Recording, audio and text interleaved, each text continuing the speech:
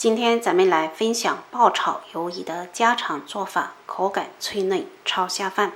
干鱿鱼需要提前浸泡2个钟。泡好的鱿鱼清洗干净，去掉鱿鱼身上的黑膜，眼部位也不要，触手部位的黑膜也要去掉，像这样就可以了。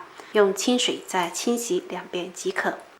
先将触手切成段，再将鱿鱼对半切开，从背部开始打花刀。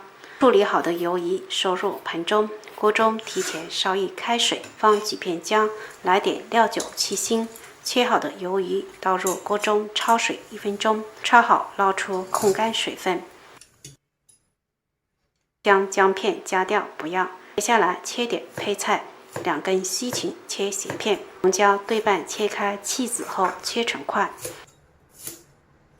再来切点蒜片、姜丝，切好收入盆中。起锅下油，油温6-7成热，下入姜蒜片炒香，加入红椒、西芹翻炒均匀，再下入鱿鱼，快速翻炒均匀后转小火开始调味，加适量的盐，来点生抽，再来点蚝油，翻炒均匀。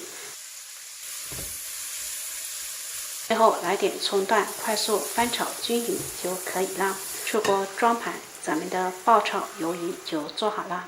哇，太有食欲了！这样炒出来的鱿鱼口感脆嫩，咸香入味，超级下酒下饭。喜欢的朋友可以在家试一下。